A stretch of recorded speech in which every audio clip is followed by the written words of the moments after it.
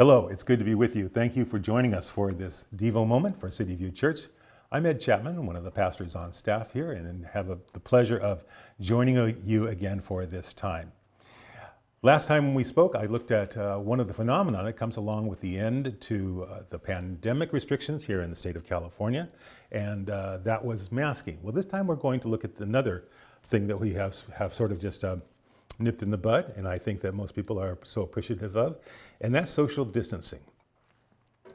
Over the last year of lockdowns and restrictions associated with the pandemic, we have gotten accustomed to living our life in an extremely different way than we have in any time before, and for most of us in the history of our lives.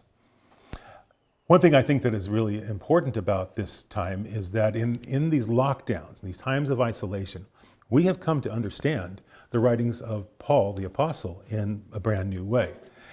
Maybe if it's not if you had not observed it before, Paul was in lockdown, similar in many respects to how we have been in lockdown. He was arrested in Jerusalem for preaching the resurrection.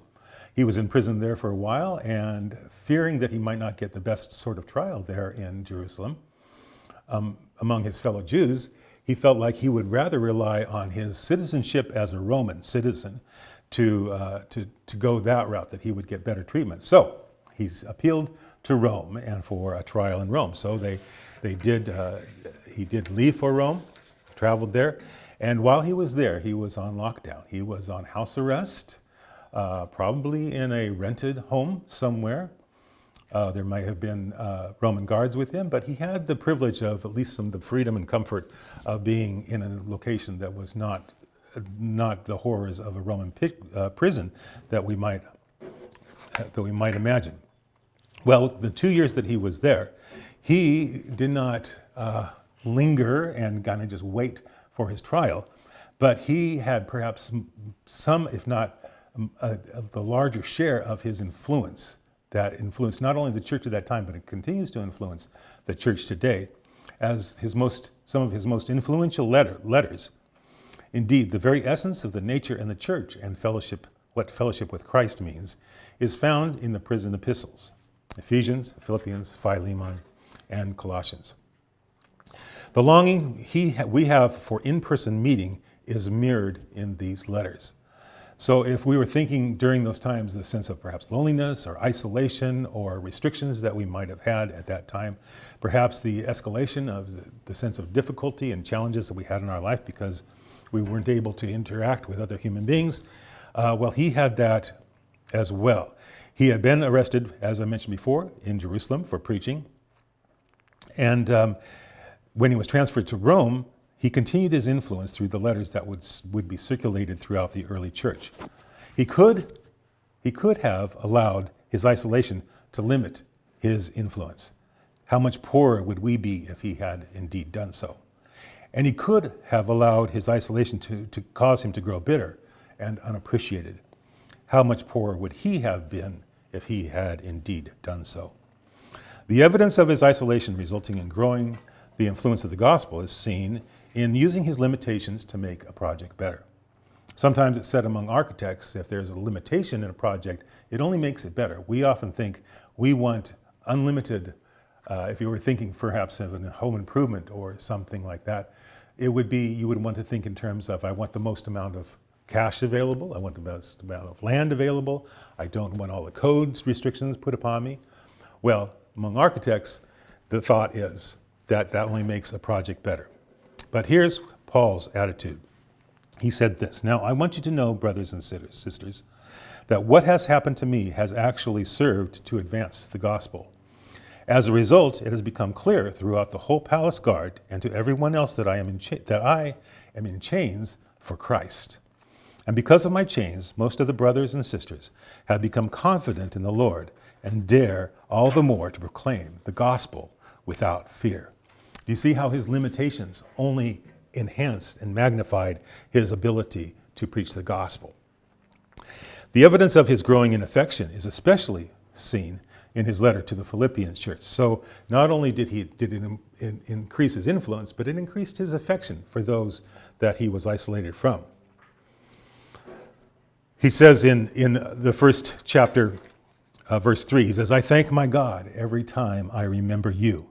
In all my prayers for all of you, I always pray with joy because of your partnership in the gospel from the first day until now, being confident of this, that he who began a good work in you will carry it on to completion until the day of Jesus Christ.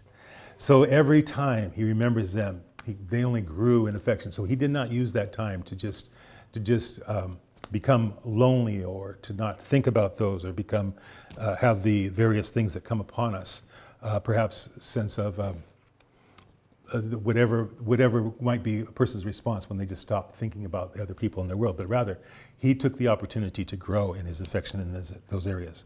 He goes on to say this in verse 7. It is right for me to feel this way about you, all of you, since I have you in my heart.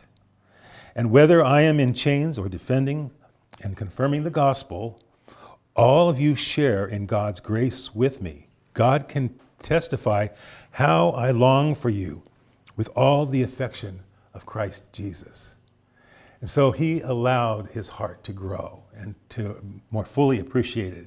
And can you imagine when the time came that he was able to see those people again, that greatly enhanced that experience.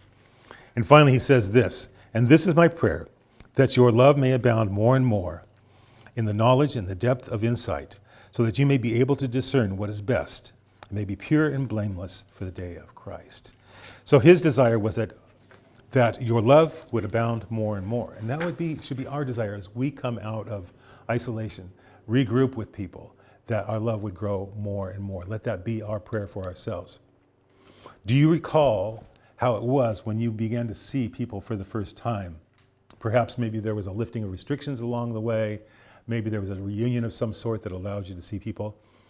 Maybe it was a gathering of a sold-out gathering at Petco Park.